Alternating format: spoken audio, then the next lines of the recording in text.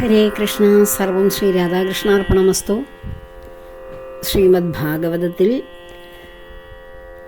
നമ്മളതിൻ്റെ വിവരണം നടത്തിക്കൊണ്ടിരിക്കുന്നതിനിടയിൽ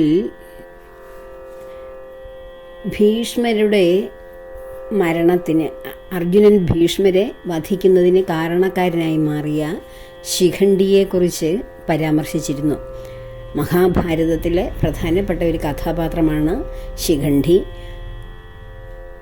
അന്ന് ശിഖണ്ഡിയെക്കുറിച്ച് കൂടുതൽ അറിയാൻ ആഗ്രഹിച്ച കമൻറ്റുകൾ കണ്ടിരുന്നു.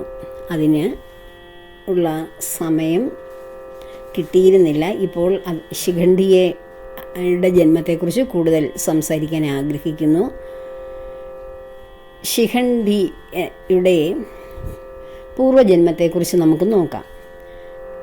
ശന്തനു മഹാരാജാവിനെയും സത്യവതിയെയും നിങ്ങൾക്ക് വളരെ ഫെമിലിയർ ആണെന്നറിയാം. നമ്മൾ ശ്രീമദ് ഭാഗവതം വിവരിക്കുമ്പോൾ അവരെക്കുറിച്ച്, പരാശര മഹർഷിയെക്കുറിച്ച്, വേദവ്യാസ മഹർഷിയെക്കുറിച്ച് ഒക്കെ വളരെ വിശദമായിട്ട് പറഞ്ഞു തരുന്നുണ്ട്. അപ്പോൾ ശന്തനു മഹാരാജാവിന് സത്യവതിയിലുണ്ടാകുന്ന മക്കളാണ് ആരൊക്കെയാണെന്ന് നിങ്ങൾക്കറിയാം. ഞാൻ പല ആവർത്തി പറഞ്ഞു. ചിത്രാംഗദനും വിചിത്രവീര്യനും. ആ ചിത്രാംഗദനും വിചിത്രവീര്യനും ആണ് പാണ്ഡുവിൻ്റെയും ധൃതരാഷ്ട്രയുടെയൊക്കെ പിതാവാണ്. പക്ഷേ അവർ മരണത്തിൽപ്പെടുന്നത് കാരണം സത്യവതിയുടെ ആദ്യത്തെ പരാശര മഹർഷിയിലുണ്ടായ മകനായ വേദവ്യാസ മഹർഷിയെ സന്താന ഉൽപ്പാദനത്തിന് വേണ്ടി പിന്നീട് കൊണ്ടുവരികയാണ് ചെയ്യുന്നത്. അപ്പോൾ ഈ ചിത്രാംഗദനും വിചിത്രവീര്യനും എന്ന് പറയുന്നത് ഗംഗാദത്തൻ എന്ന ഭീഷ്മരുടെ സഹോദരന്മാരാണ്. കാരണം ശന്തനു മഹാരാജാവിന് ഗംഗാദേവിയിലുണ്ടാകുന്ന മകനാണ് ഭീഷ്മർ. ആ ഭീഷ്മരുടെ അച്ഛൻ ശന്തനു വീണ്ടും സത്യവതിയെ വിവാഹം കഴിക്കുമ്പോഴാണ് ചിത്രാംഗദനും വിചിത്രവീര്യനും ഉണ്ടാകുന്നത്.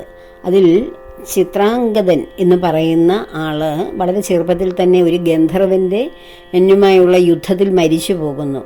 കാരണം ആ ചിത്രാംഗദൻ എന്ന പേര് തന്നെയുള്ള ഒരു ഗന്ധർവനാണ് അദ്ദേഹത്തിനെ കൊല്ലുന്നത്. തൻ്റെ പേര് ഗന്ധർവൻ ആവശ്യപ്പെടും ചിത്രാംഗദനോട് തൻ്റെ പേര് മാറ്റിയിടാൻ, ഗന്ധർവൻ്റെ പേരായത് കാരണം.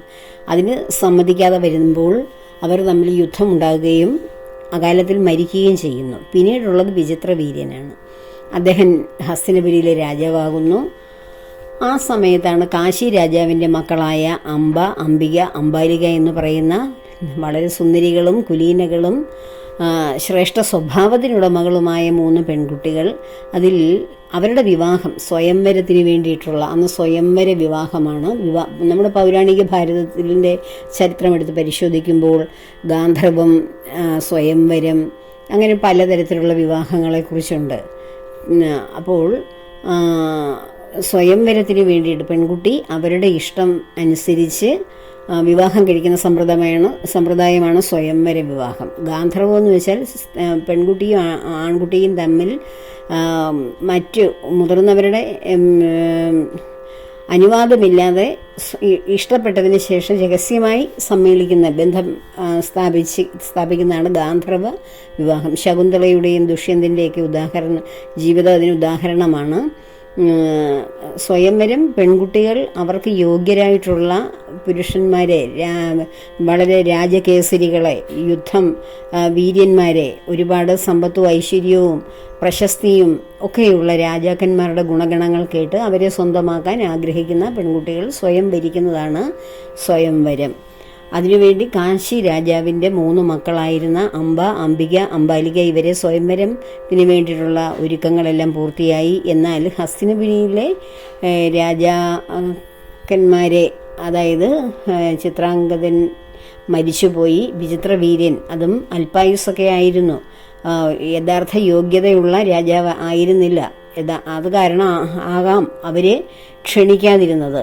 ഭീഷ്മരാണ് സർവ്വയോഗ്യതയും തികഞ്ഞ ആൾ. പക്ഷേ അദ്ദേഹം നൈഷ്ഠിക ബ്രഹ്മചാരിയായി വ്രതമനുഷ്ഠിക്കുകയാണ്.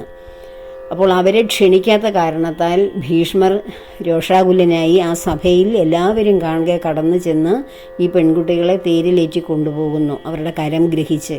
എന്നാൽ അംബ സാൽവ രാജാവുമായി വളരെ പ്രണയബദ്ധയായിരുന്നു.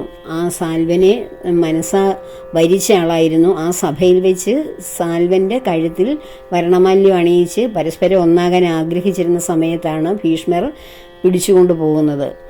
അപ്പോൾ സാൽവൻ എതിർത്തു തൻ്റെ പ്രേയസിയെ, തൻ്റെ പ്രണയിനിയെ കൊണ്ടുപോകുന്നതിൽ നിന്ന് തടയാൻ. എന്നാൽ പരസ്യമായി എല്ലാവരും കാണുകയെ വളരെ അപഹാസ്യനായി ഭീഷ്മർ ഈ സാൽവനെ പരാജയപ്പെടുത്തി.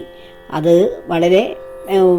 വളരെ മോശമായിട്ടുള്ള വളരെ ലജ്ജാകരമായ ഒരു പരാജയമായിരുന്നു സാൽവന് നേരിട്ടത്. അംബാലികയും അംബികയും വിചിത്രവീര്യനെ വിവാഹം കഴിച്ചു. അവർക്കതിൽ പരാതിയില്ലായിരുന്നു, കാരണം അവർ മറ്റാരെയും മനസ്സിൽ കരുതിയിരുന്നില്ല. അതുകൊണ്ട് എന്നാൽ അംബയാകട്ടെ ഭീഷ്മരോട് തൻ്റെ മനസ്സിൻ്റെ ആഗ്രഹം പറഞ്ഞപ്പോൾ ഭീഷ്മർ യഥോചിതം എല്ലാ സന്നാഹങ്ങളോടും കൂടി വീണ്ടും സാൽവൻ്റെ അടുക്കലേക്ക് അംബയെ പറഞ്ഞു വിടുന്നു. എന്നാൽ തനിക്കുണ്ടായ ആ അപഹാസ്യത കാരണമാകാം സാൽവൻ പറഞ്ഞു, ഭീഷ്മർ മറ്റൊരാൾ കരം ഗ്രഹിച്ച് എല്ലാവരുടെയും മുന്നിൽ കരം ഗ്രഹിച്ചു കൊണ്ടുപോയ പാണിഗ്രഹണം ചെയ്ത നിന്നെ ഇനി ഞാൻ സ്വീകരിക്കുകയില്ല എന്ന് പറഞ്ഞു. വീണ്ടും അംബ തൻ്റെ ജീവിതം തകർത്ത ഭീഷ്മരോട് പറഞ്ഞു, അങ്ങ് തന്നെ വേണം എന്നെ വിവാഹം കഴിക്കുവാൻ. സാൽവൻ എന്നെ കൈയൊഴിഞ്ഞു, അങ്ങല്ലേ എൻ്റെ കരം ഗ്രഹിച്ചത്. അതുകൊണ്ട് അവിടുന്ന് എന്നെ വിവാഹം കഴിച്ച് ജീവിക്കണമെന്ന് പറഞ്ഞപ്പോൾ ഭീഷ്മർ പറഞ്ഞു, ഞാൻ നൈഷ്ഠിക ബ്രഹ്മചര്യ വ്രതം അനുഷ്ഠിക്കുന്ന ആളാണ്, എനിക്ക് വിവാഹമോ സന്താനങ്ങളോ ഒന്നും പാടില്ല, ഞാനത് ഒരിക്കലും ചെയ്യില്ല എന്ന് പറഞ്ഞു. നീ ഏതെങ്കിലും വിധേനെ സാൽവനെ പറഞ്ഞ് ആശ്വസിപ്പിച്ച് അദ്ദേഹത്തിൻ്റെ കൂടെ ജീവിക്കാൻ ശ്രമിക്കൂ എന്ന് പറഞ്ഞു. എന്നാൽ സാൽവൻ വളരെ ആക്ഷേപിച്ച് പടിയിറക്കി വിട്ട അംബ ഒരു പ്രതികാര ദുർഗയെപ്പോലെ തൻ്റെ ജീവിതം നഷ്ടപ്പെടുത്തിയ, തൻ്റെ പ്രണയം നഷ്ടപ്പെടുത്തിയ, ആഗ്രഹങ്ങളെല്ലാം തല്ലിക്കുഴിച്ച ഭീഷ്മരെ കൊല്ലുവാനുള്ള ആഗ്രഹവും പേറി വളരെ സ്ഥലങ്ങളിലൊക്കെ അലഞ്ഞു. പല രാജാക്കന്മാരുമൊക്കെയായി ആലോചിച്ചു, കൂട്ടുചേർന്നു എങ്ങനെയെങ്കിലും ഭീഷ്മരെ വധിക്കണമെന്നോർത്ത്. എന്നാൽ ആർക്കും ഭീഷ്മരോട് നേരിടുവാനുള്ള ശക്തിയോ ധൈര്യമോ ഒന്നും ഉണ്ടായിരുന്നില്ല. അങ്ങനെ ഒരുപാട് അലഞ്ഞ് നടന്ന് അപ്പോൾ ദേവസേനാധിപതിയല്ലേ സ്കന്ദൻ. അപ്പോൾ ആ സ്കന്ദ ഭഗവാനെ പ്രാർത്ഥിച്ചാൽ എന്തെങ്കിലും തൻ്റെ ആഗ്രഹം സാധിക്കുമെന്ന് കരുതി അംബ സ്കന്ദനെ പ്രാർത്ഥിക്കുന്നു.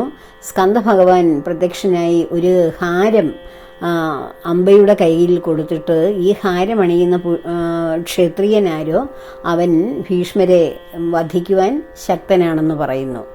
അപ്പോൾ ആ മാലയുമായി അംബ പലരെയും സമീപിച്ചു.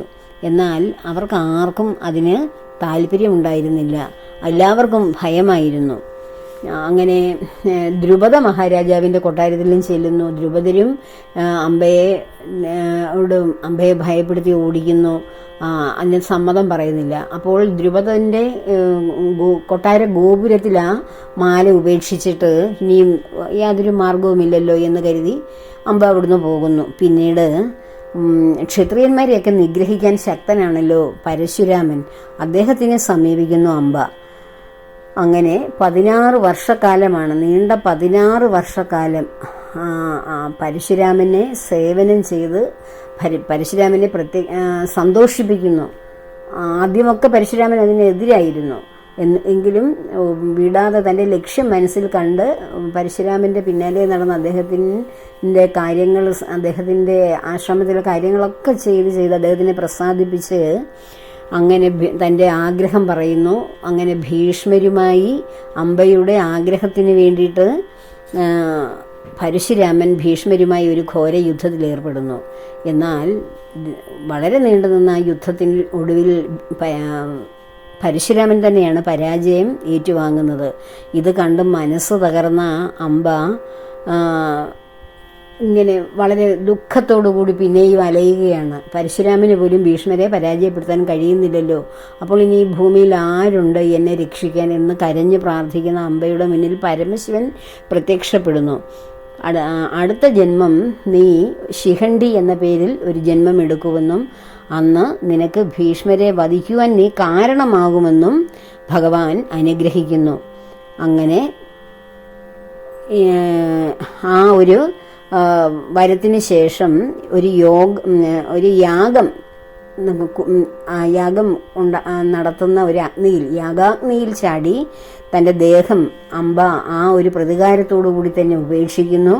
അങ്ങനെ പുനർജന്മത്തിന് വേണ്ടിയിട്ടാണ് ആ യാഗാഗ്നിയിൽ തൻ്റെ ശരീരം ഉപേക്ഷിക്കുന്നത്.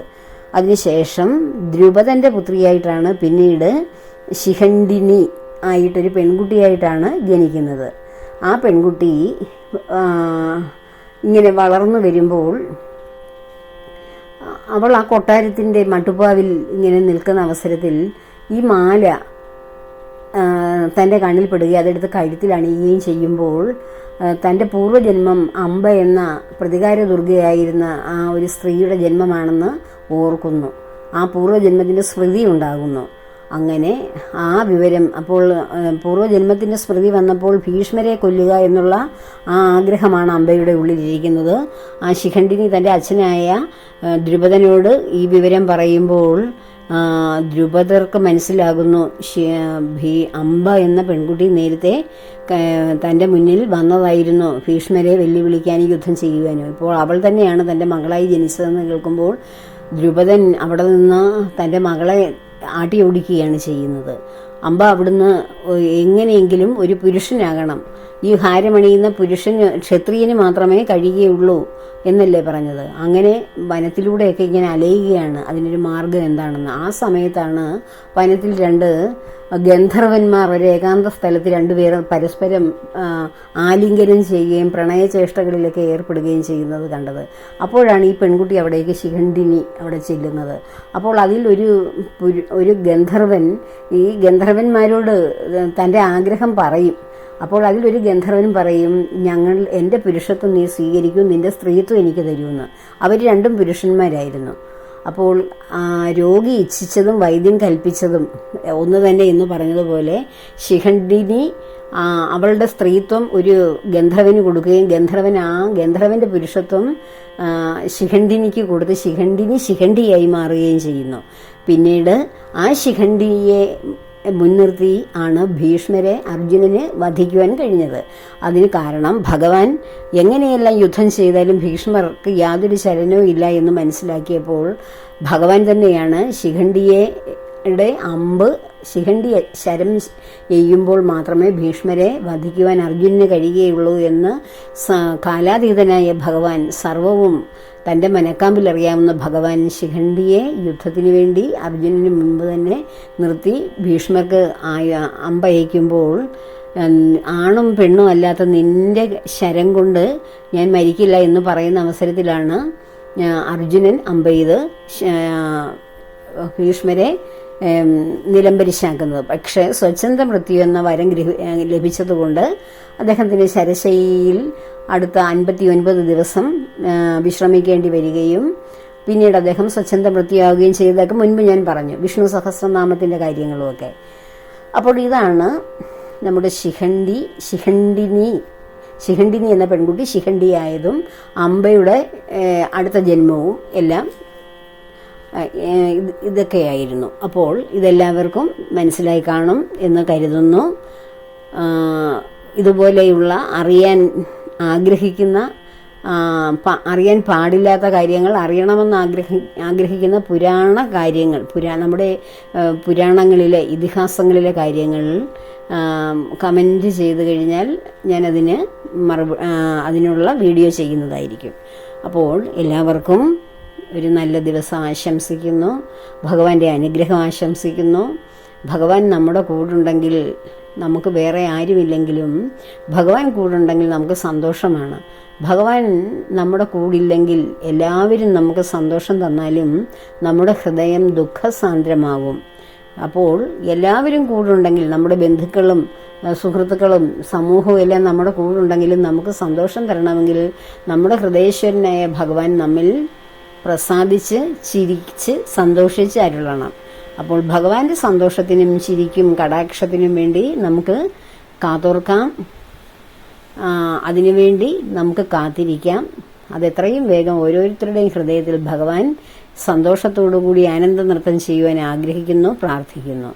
എല്ലാവർക്കും ഭഗവാന്റെ അനുഗ്രഹം ഉണ്ടാകട്ടെ. സർവകർമ്മങ്ങളും ഭഗവാന്റെ പത്മപാദങ്ങളിൽ സമർപ്പിക്കുന്നു. ലോകാ സമസ്ത സുഖിനോ ഭവന്തു.